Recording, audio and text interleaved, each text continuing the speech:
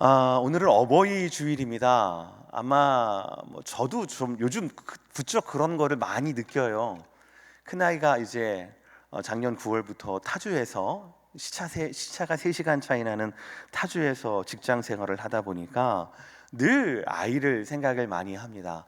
지금 밥은 먹었을까? 뭐를 먹었을까? 직장에서는 대인 관계는 원만한가? 오늘은 주일이니까 지금 딱 집에서 출발해서 교회 도착할 시간이거든요. 11시 11분이니까 이 녀석이 과연 교회 가서 자기 혼자 가서 예배를 드리고 있는가, 예배 드리고 난 다음에 교제는 하는가, 담임 목사님한테 꾸벅꾸벅 인사는 잘 하는가, 이런 여러 가지 생각들이 막 이렇게 한쪽 편에 쌓여 있습니다. 아마 시간이 지나고 둘째 아이도 셋째 아이도 독립을 하게 되면 이런 자녀들에 대한 마음이 더 커질 것 같습니다. 제품맘에 있을 때는 아들이 건강한가? 또 공부는 잘하나? 애들 미래 계획은 잘 세우나? 다음 주에 AP 시험이라고 하는데 이 녀석 공부는 좀 많이 했나? 이런 거를 생각을 할 텐데 아이들이 좀 멀리 떠나게 되고 직장을 갖게 되고 또 가정을 갖게 되고 이렇게 된다라면 먼 곳에 있는 자녀를 생각하는 그리움은 정말 각별하고 특별할 것 같습니다. 게다가 연락이 뜸해진 자녀가 있다라고 하면 또 모르겠어요.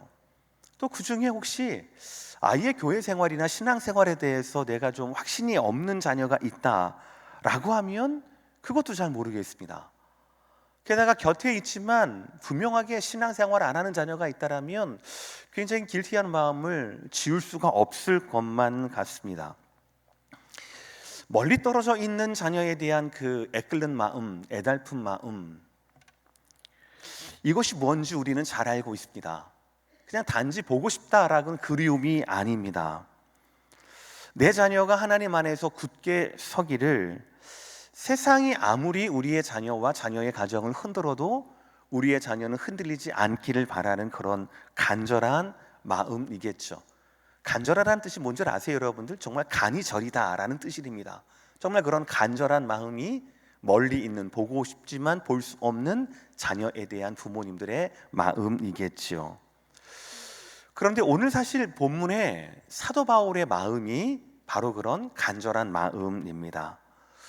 우리가 읽었던 디모데후서는 단순히 그냥 일반적인 사도 바울의 바울 서신 중에 하나가 아닙니다. 신학자들에 의하면 디모데후서가 다른 많은 서신서들 중에서 가장 바울의 인생의 최후의 말년에, 그래서 어떤 신학자는 아마 디모데후서를 기록하고 난 후에 수개월이 되지 못해서 아마 순교를 당했을 것이다 라고 추측하기도 합니다. 죽음을 앞둔 사도 바울은 죽을 때까지 싱글이었습니다. 법적으로는. 그러나 믿음으로 낳은 아들이라고 표현을 하는데, 믿음의 아들이었던 디모데에게 남기는 절절한 마음의 마지막 편지가 바로 디모데후서입니다. 지금 바울은 만날 수 없습니다. 왜냐하면 차가운 로마의 감옥에 갇혀 있기 때문에 그렇습니다.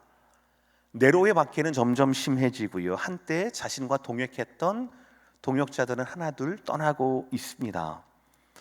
바울 자신도 자신의 마지막 순간이 얼마 남지 않았다라는 것을 직감적으로 느끼고 있습니다. 내일 나의 운명이 어떻게 될지, 그리고 어디에서 어떻게 결정이 될지 아무것도 모르는 그런 상황 가운데 그는 붓을 들어서 하나님의 영감으로, 하나님의 계시로 마지막 편지를 바로 디모데에게 보내고 있는 것입니다. 3절과 4절 말씀 오늘 본문인데 다 함께 읽어봅시다. 시작.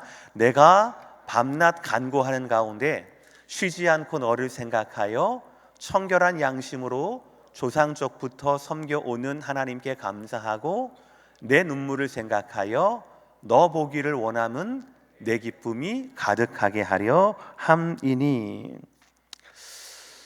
죽음을 앞둔 대사도의 마지막 기록이고 편지입니다. 아무리 봐도 석방을 요청하고 페티션이 있는데 그 성도들하고 좀 모아봐, 이런 얘기 없습니다. 내가 복음을 전하다가 이런 꼴을 당해야 되니? 라고 하는 억울함에 대한 호소도 없습니다. 3절과 4절의 말씀을 보면 오직 디모데를 향한 그리움이 절절히 배어 있습니다. 쉬지 않고 내가 너를 생각하고 있어. 내 눈물을 생각하고 있어. 그리고 나는 너를 보기를 정말 원해. 마치 바울의 마지막 심장 소리가 우리에게도 들리는 것 같지 않습니까? 믿음의 자녀에 대한 이 절절한 그리움이 오늘 본문을 기록하게 만들었습니다. 물론 성령의 감동으로 기록된 하나님의 말씀이지만 하나님은 한 사람에 대한 그리움을, 그리고 한 사도의 뜨거운 애정을 그 하나님 계시의 통로로 사용하셨다라는 것이죠. 그렇다면 우리 모두 어버이로서 누군가에 대한, 특별히 우리의 자녀에 대한 절절한 그리움을 가슴에 품고 살고 있지 않습니까? 그렇다면 오늘 사도 바울의 디모데에 대한 절절한 그리움이 남아있는 이 계시된 하나님의 말씀이 모두가 절절한 그리움으로 가득하고 있는 저와 여러분에게 과연 어떤 레슨을 주고 있는지, 우리는 과연 오늘 말씀을 통하여서 어떤 교훈을 배워야 하는지를 말씀을 통하여서 볼 수 있을 것 같습니다. 첫 번째, 믿음에는 이름이 있다라는 거예요. 저는 이 말씀을 이름표가 있다라고 좀 고치고 싶은데 어쨌든 믿음에는 이름들이 있다라는 겁니다. 우리 5절의 말씀 다 함께 읽어볼까요? 시작. 이는 내 속에 거짓이 없는 믿음이 있음을 생각함이라. 이 믿음은 먼저 내 외조모 로이스와 내 어머니 유니게 속에 있더니 내 속에도 있는 줄을 확신하노라. 사실 바울은 디모데와 뗄래야 뗄 수가 없는 관계였습니다. 2차 전도 여행 때 루스드라에서, 즉 바울이 매 맞고 돌 맞고 막 거의 죽음이 될 정도로 핍박을 당하던 그곳이 바로 디모데의 고향이었거든요. 바로 거기에서부터 바울과 디모데의 인연은 시작이 됩니다. 그래서 바울과 동참을 하게, 선교 여행에 동참을 하게 되고 또 특별하게 목회를 하게 됩니다.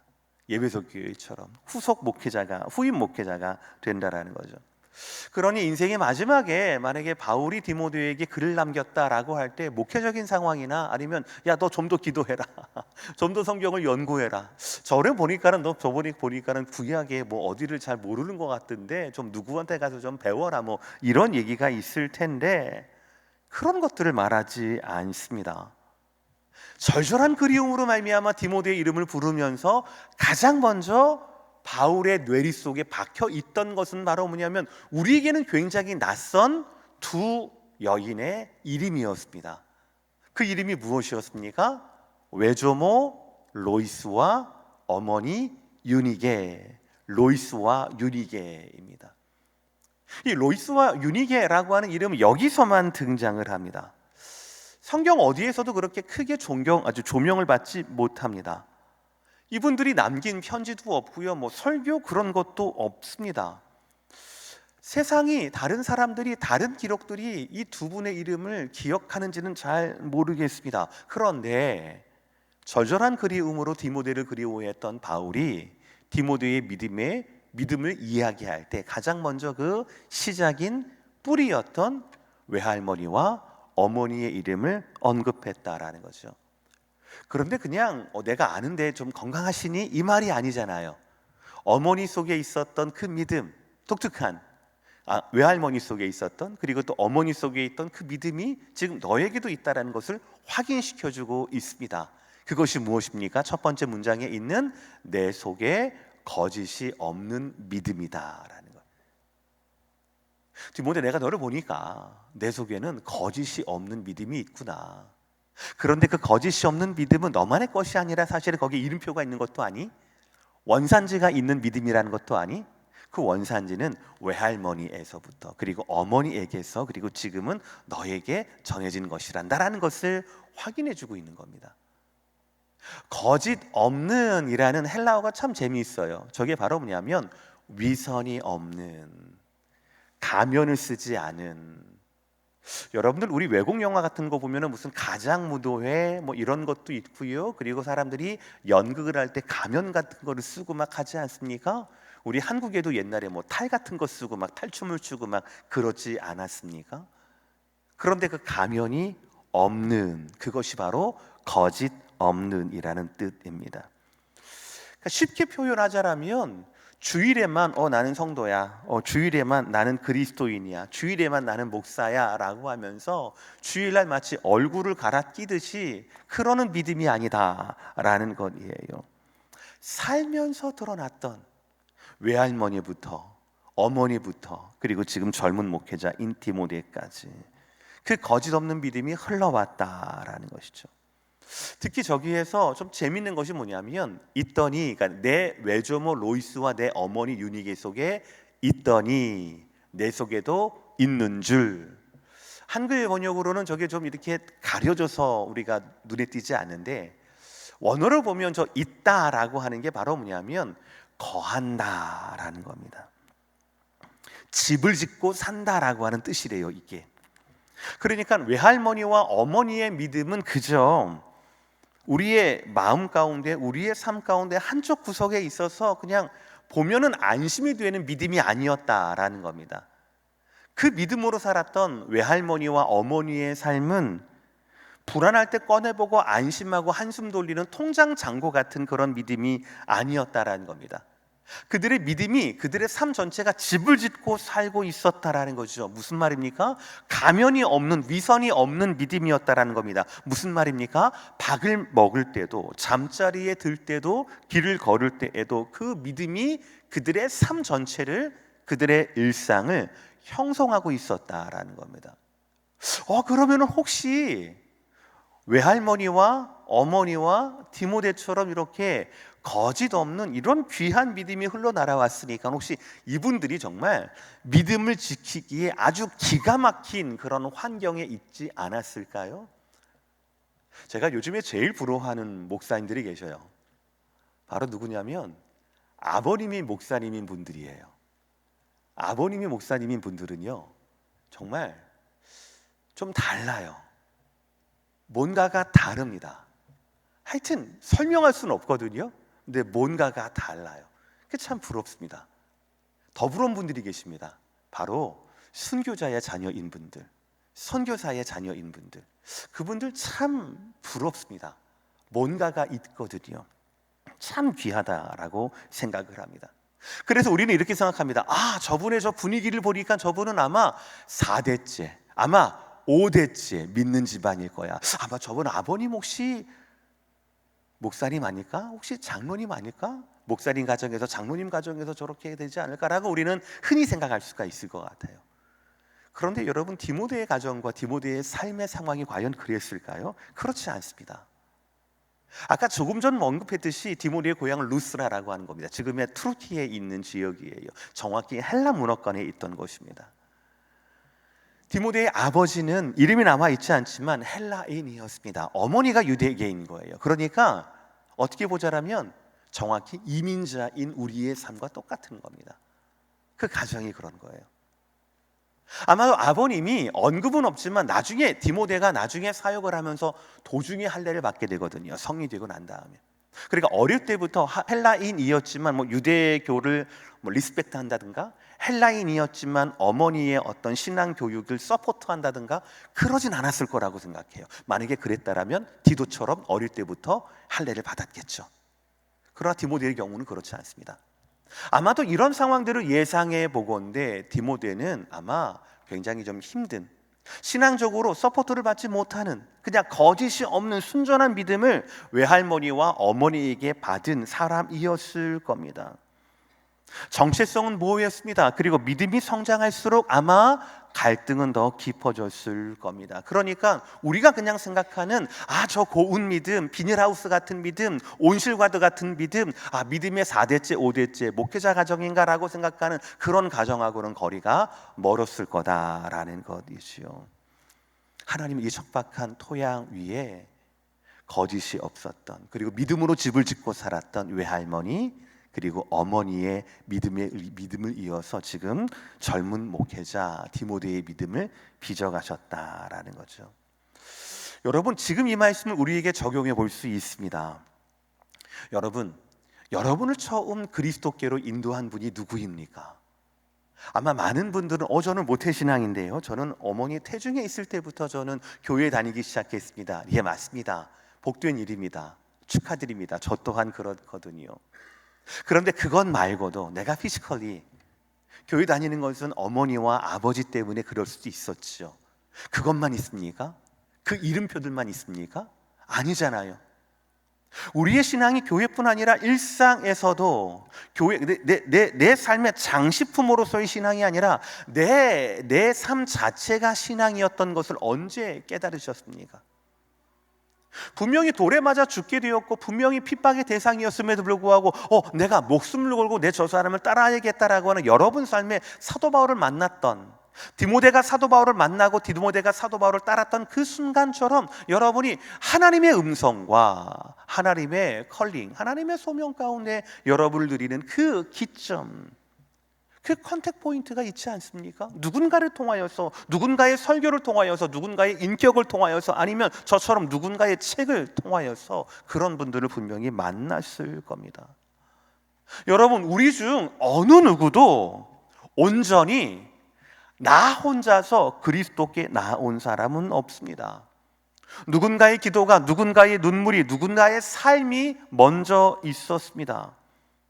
하나님은 여기에만 나타나는 로이스와 유니게처럼 아주 평범한 사람들을 하나님의 구원의 도구로 사용하신다라는 것이죠. 오늘 이 자리에 앉아 계신 부모 세대, 할머니, 할아버지 부모 세대에게 말씀드립니다. 우리가 자녀들의 신앙에 대해서 우리 자녀들이 신앙을 기억하지 못할 거야. 내가 어릴 때 새벽 예배 이끌고 업고 들쳐 업고 나와서 새벽 예배 나오고 눈물로 기도하고 안수해주고 아플 때마다 머리에 앉고 기도해주고 했던 것, 그거 기억하지 못할 거야. 어릴 때 내가 그렇게 기도했는데 그 기도 응답은 도대체 언제 오는 거야? 내 믿음이 자녀에게 별다른 영향을 미치지 않는 것 같아서 낙심되는 분들도 계실 겁니다. 그러나 여러분, 그렇지 않습니다. 오늘 말씀을 보십시오. 하나님은 우리를 기억하신다라는 것이죠. 로이스와 유니게의 이름을 바울이 기억했듯이 하나님도 기억하고 계시고 하나님도 여러분의 이름을 기억하고 계시다라는 것입니다. 믿으시면 아멘 하시길 바랍니다. 하나님은 우리의 이름을 기억하고 계시다라는 겁니다. 그리고 중요한 건 바로 뭐냐면 우리 안에 있던 그 믿음이 지금 순간에도 사실은 자녀의 심장 곁에서, 자녀의 영혼 곁에서 불씨로 남겨두고 있다라는 것입니다. 중요한 건 이겁니다. 모든 사람의 믿음에는 각자의 이름표가 달려 있다라는 겁니다.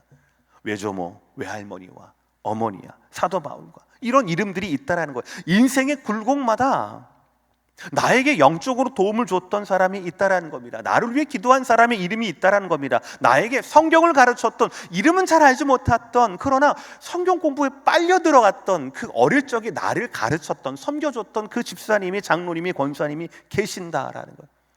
내가 마음이 상해서 철이 없어서 교회를 떠냐라고 했을 때 엄마 같은 마음으로, 큰아버지 같은 마음으로, 삼촌 같은 마음으로 에이 그러지 마라고 하면서 나를 품어서 내가 교회 공동체를 떠나지 않게 해줬던 그분들이 분명히 있다라는 겁니다. 그 많은 분들이 부흥했다라든지 아니면은 여러분 설교를 통하여, 책을 통하여, 유튜브를 통해서라든지 우리의 믿음에 유익을 끼친 분들이 분명히 계시거든요. 그런 이름표들이 우리 가운데 있거든요. 마치 모든 제품 밑바닥에 Made in 뭐라고 써 있는 것처럼, 원산지가 써 있는 것처럼 저와 여러분의 믿음도 온전히 저와 여러분의 것만이 아니다라는 사실이지요. 그 이름들이 오늘 여러분을 여기까지 오게 한 은혜의 통로였다라는 겁니다. 우리의 믿음에는 수많은 이름표들이 있다라는 거예요.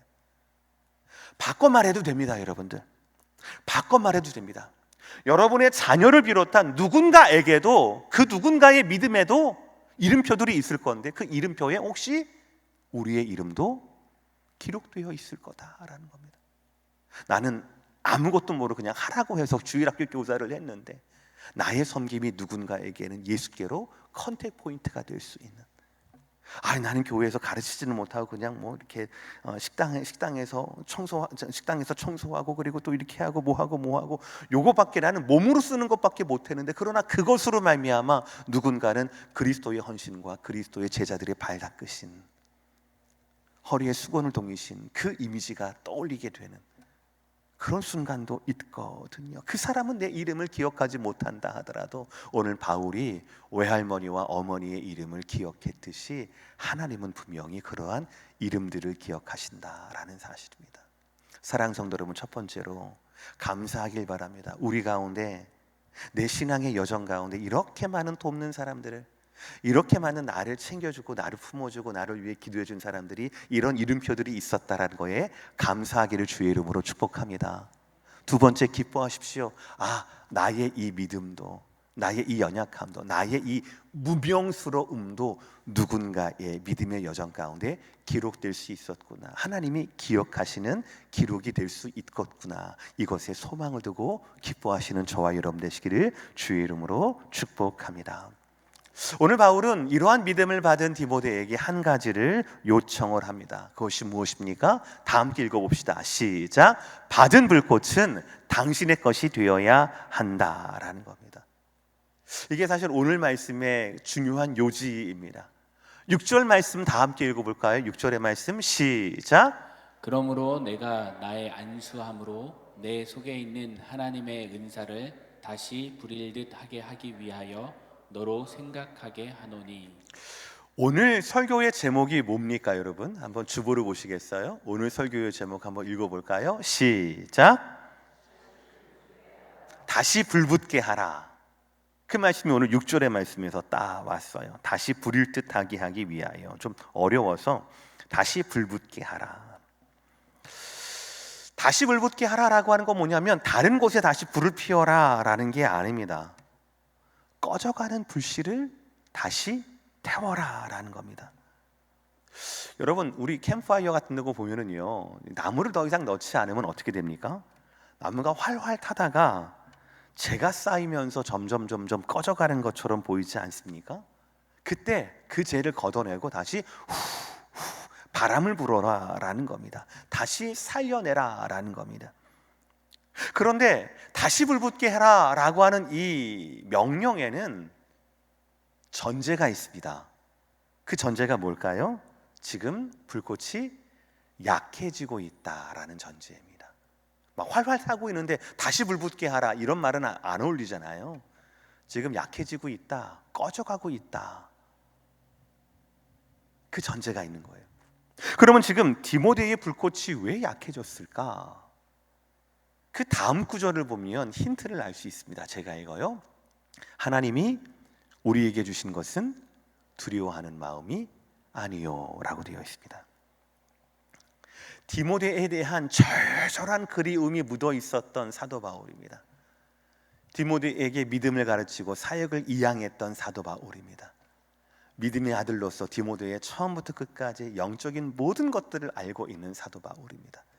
그러면서 사도 바울이 디모데에게 다시 불붙게 하라 라고 말씀하면서 하나님이 우리에게 주시는 것은 두려워하는 영이 아니다, 두려워하는 마음이 아니다 라고 말하고 있습니다. 이것은 저는 진단이라고 생각을 합니다. 네가 뭐 때문에 네 불꽃이 약해지고 있는지 바로 두려움 때문 아니겠느냐라고 하는 진단이겠죠.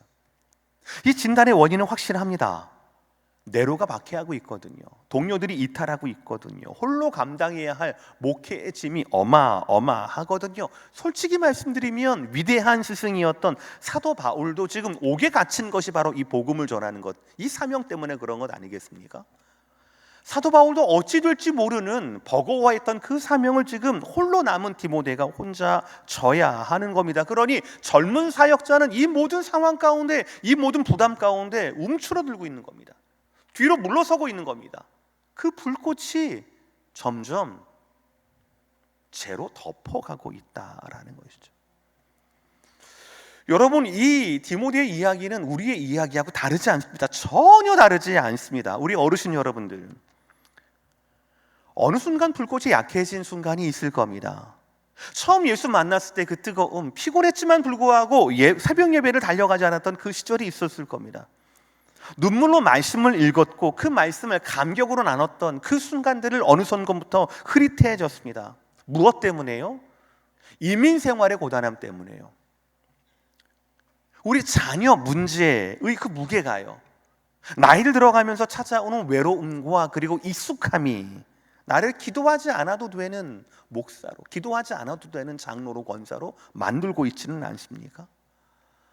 또 정말 아프지 않은 날이 하루도 없대요. 우리 어르신들 말씀을 들으면 어제는 여기가 아프고 오늘은 어디가 아프고 아프지 않은 날이 하루도 없는 이런 내 몸, 이 고통, 이것이 하나님께로 가는 이 길, 그 불꽃을 점점 막고 있다라는 겁니다. 분명히 장작은 있는데도 불구하고 불꽃보다 재가 더 많이 쌓여 있다라는 것이죠.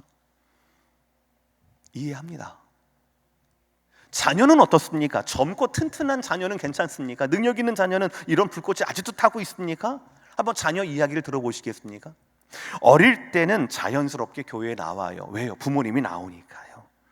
부모님이 데려다주고 친구가 있거든요. 주일학교 있었습니다. 또래 친구들이 있었습니다. 그래서 교회에 주말마다 가는 것이 이상하지 않았습니다. 여가 시간마다 우리 교회 친구들하고 전화하고 깔깔깔깔 하면서 하는 게 이상하지 않았습니다. 그런데 어느 순간부터 스스로에게 질문이 생기게 되는 거예요. 이 믿음이, 따라다니는 믿음이 과연 내 믿음인가? 부모님의 믿음이 온전히 내 믿음인 건가? 한국 교회의 신앙의 모습이 과연 내 신앙의 전부인 건가? 다른 길은 없나? 이런 질문들이 활활 타올라야 하는 우리의 불꽃 위에 재로 쌓여 있는 겁니다. 지금 바울은 그런 디모데에게 똑같은 상황이에요. 그런 디모데에게 말하고 있습니다. 다시 불붙게 하라라는 거죠. 근데 여기서 여러분 분명히 아셔야 합니다. 물론 아까 제가 1대지에서 디모데의 믿음은 외할머니와 어머니의 그 거짓 없는 믿음으로 말미암아 척박한 환경 가운데도 타올라는 믿음이었다라고 말씀드렸습니다. 그러나 여러분 아셔야 합니다. 외할머니와 이 어머니의 믿음이 완전히 디모데의 믿음은 아니었다라는 거예요. 쉽게 말하면 이런 겁니다. 유전된 믿음은 우리를 구원하지 못합니다. 아버님이 누구였다고 해서, 할아버님이 누구였다라고 해서 그 믿음, 그 이력 자체가 우리를 구원하는 믿음은 아니다라는 겁니다. 그 믿음이 디모데의 심장 안으로 들어와야 하는 겁니다. 그래서 그 믿음이 디모데의 심장을 뛰게 해야 되고, 디모데의 발걸음을 옮겨야 하고, 디모데의 입술에서 하나님에 대한 복음에 대한 고백이 흘러나올 때 비로소 그것은 디모데의 믿음이 된다라는 것이에요. 에베소서 2장 8절의 말씀입니다. 크게 읽읍시다. 시작. 너희는 그 은혜에 의하여 믿음으로 말미암아 구원을 받았으니 이것은 너희에게서 난 것이 아니요 하나님의 선물이라. 아멘. 이것이 복음입니다. 믿음은 부모에게서 오는 것이 아닙니다. 믿음은 교회에서 만들어지는 것도 아닙니다. 믿음은 처음부터 끝까지 하나님이 주시는 선물입니다. 외할머니는, 어머니는, 교회는, 목사는, 전도사님들은 통로입니다. 통로예요. 믿음의 통로입니다.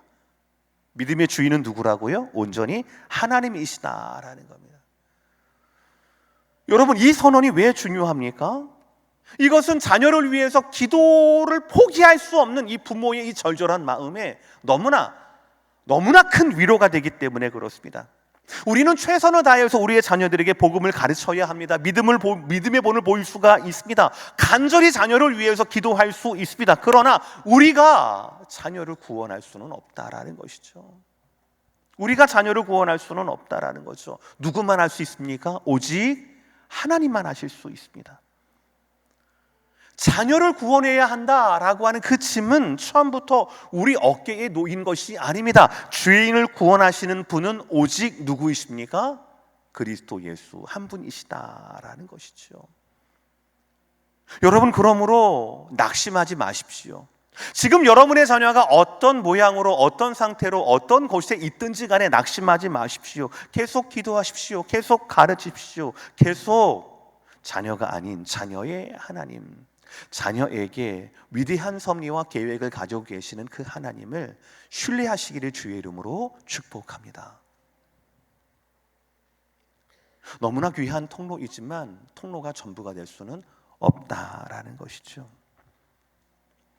왜 그러냐면 오늘 마지막 말씀 세 번째 대지입니다. 하나님이 이미 능력의 영을 우리에게 주셨기 때문에 그렇습니다.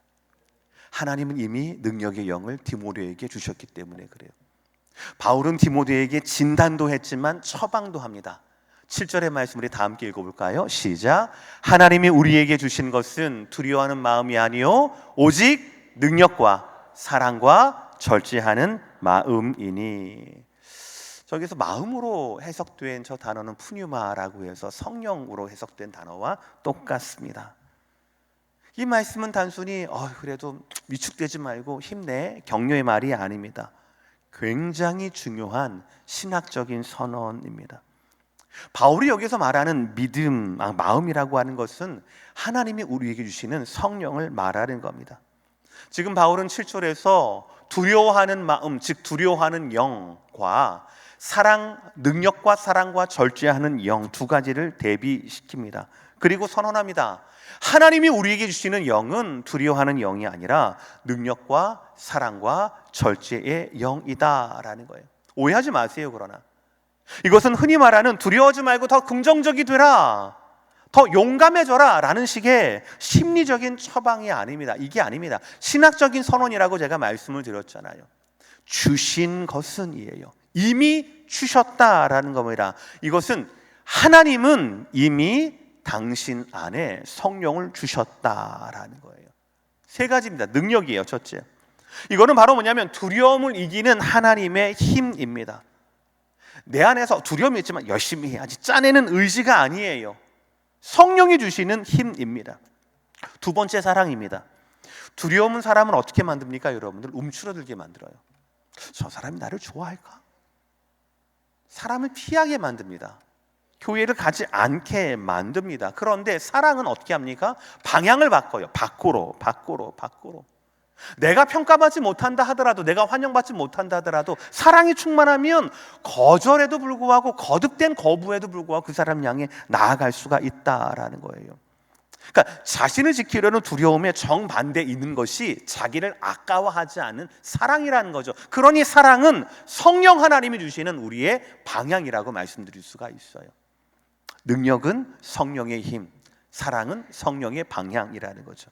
세 번째는 뭡니까? 절제입니다. 절제는 뭐예요?